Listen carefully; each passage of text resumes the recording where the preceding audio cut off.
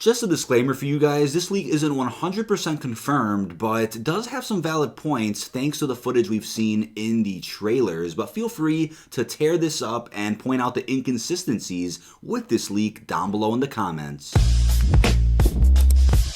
Welcome everyone to Marvel Hub, this is DK Dynamite, and today we have a pretty big leak in regards to the first act of Avengers Endgame. So this was written over on the Marvel Studios Spoilers Reddit, but was unfortunately taken down just a couple of hours after it was posted. Now if I could find the link to the actual Reddit post, even though the text itself is deleted, I will leave that down below in the description. But I still want to go over a majority of the leak, which I think sounds pretty reasonable based on the trailers we've gotten so far and based on how we're able to connect the dots with what's going on in the story. So starting off with the very beginning of Avengers Endgame, the first act is bound to be the most unique first act of any MCU film to date, and the reason why is because the first act is pretty damn long and we don't get the title sequence on screen for a while. It sounds like it's a 30 or 40 minute wait before you get the title sequence, and you guys are probably wondering, well, why is that? Well, essentially the movie starts off right after Infinity War and essentially during the post-credit scenes of Captain Marvel, where you have Cap, Natasha, Bruce, War Machine, all in the Avengers HQ looking at Nick Fury's pager, and then Captain Marvel ends up behind them all and asks where Fury is. That takes place right after Infinity War, right after the snap happened, right after the Avengers returned to New York. So all that's going on, and then they of course come face to face with Captain Marvel, and then Thor meets her, and we're like, holy shit, what's going on? And they feel this new sense of hope that they could defeat Thanos, and that's when Thor is like, we need to all reunite, we need to really bring Tony back, we need to find out if he's still alive. And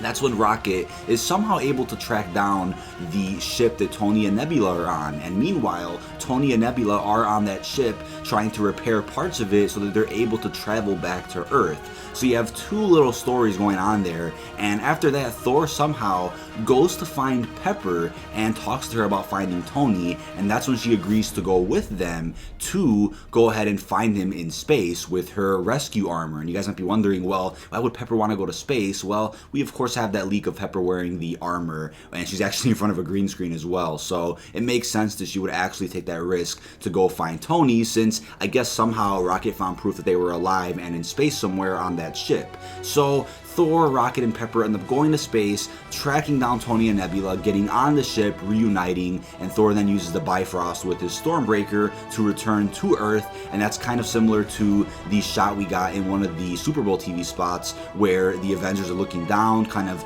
exiting Avengers HQ and looking up in the sky, which to me was really interesting and could point out that that's when Thor and the rest of the group return to Earth. And once they're all reunited, all at Avengers HQ, they once again talk to Captain Marvel, talk about where Thanos is. Nebula points out that Thanos is on Titan 2, and they're like, okay, well, we have Captain Marvel now, we have a step up, we have an advantage, and you know, we have some more support this time, so let's go defeat him. And that's when Tony decides to take a step back, doesn't want to go to Titan 2, because not only is he shook up from the events of Infinity War, but he doesn't think they're capable of stopping him, when in reality need to be focusing on reversing the snap to bring everybody back. Bruce is also shook up from the events of Infinity War and also doesn't want to join them, since obviously the Hulk's not coming out, so he feels useless. So Tony and Bruce stay back while the rest of the Avengers go to Titan 2, and this is the ending of the first act now. They go to Titan 2, attempting to defeat Thanos, but still lose, and it's a pretty big fight, but the Avengers still don't come out on top, even with the help of Captain Marvel. They definitely put up a good fight, they definitely put some damage into him, but Thanos is still victorious, still defeats the entire group, of course, minus Tony and Bruce, who didn't want to go to Titan 2, which probably could have helped a little bit. And after this, Thanos somehow takes off his gauntlet and destroys it, with the Infinity Stones included. And his goal in doing that was to ensure that the snap is never reversed. which to me is a little bit weird, because if that's the case and we have this whole plot throughout the rest of the movie where the Avengers collect their own gauntlet, does that mean Thanos then doesn't have a gauntlet with the stones in it for the final act? I'm just not sure if that part of the leak sounds just right, but basically after he destroys the gauntlet, we then get a title sequence on screen, which is of course Avengers Endgame, and this is when a time jump happens. So as Cap says in the trailer, not us, he is essentially giving off the impression of defeat, but still with hope that they can become victorious later. So that's where I think that theory is coming from, and with the time jump, we of course know it would be maybe 2 years or more later when Scott exits the quantum realm and realizes that he time jumped, and that's when I believe he's going to find his teenage daughter, who's a lot older now, realizes that it's been years since the snap, and humanity is sort of trying to recover, but sort of isn't. Essentially, the Avengers then go their separate ways after the first act, and they're all doing their own thing. You have, Steve sitting down in these group therapy sessions, you have Thor going to Norway with Valkyrie to protect New Asgard, Rocket then goes with them as well, we have Tony building all these suits, becoming a madman, not trying to go fight Thanos, but thinking of a smart strategic way to somehow reverse the snap. And when Scott comes out the quantum realm, that's when he introduces Tony to Hank's research about the quantum realm itself and how they can use that to then go and create their own gauntlet. Now, while that theory holds up, I also want to point out that Natasha's change of hair color is proof that there will be different time jumps in the film. So without saying this first act leak is 100% credible, I do want to say that it's really important to point out that right after the events of Infinity War, Natasha's hair is still blonde,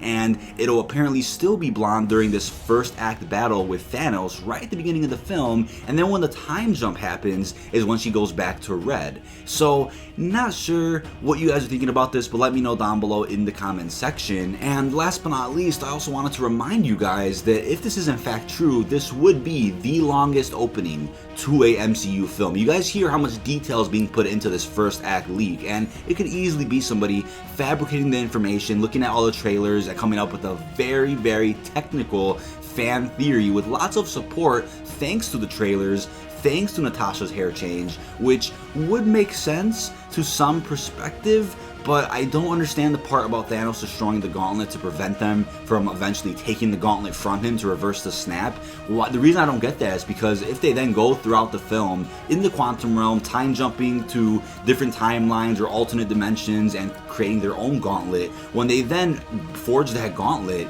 what's going to happen? Are they going to use it to snap and, undo the snap from the main universe? Are, they're going to go head to head with Thanos using the gauntlet for some reason, and then Thanos takes the gauntlet back and they have to fight him with this new gauntlet? I'm not sure where that could lead in the final act of the film, but it's worth pointing out that if this is true as well, the first act would be a pretty expensive first act with all the CGI, this big battle on Titan 2, and looking at the trailers we already got, when Cap is in his new uniform, he's shaved. The fact that Cap is shaved during this other fight he's in with Ant-Man, and I believe that's Thanos over there, I don't know where that is. The fact that he's shaved in that scene could be hinting that that is the final act and the final battle with Thanos when they're putting up one last fight against him. But I would assume that in the first act when they fight him, he hasn't shaved yet. He'll still have his beard. So a lot of confusing stuff going on, but once again, take all this with a grain of salt. And within the trailers, we could have also gotten fake scenes as we did with the Infinity War trailer. But that's about it. This has been DK Dynamite. Be sure to like, comment, and subscribe. Turn notifications on to stay up to date with the latest and greatest Marvel news and information. And peace out, everyone.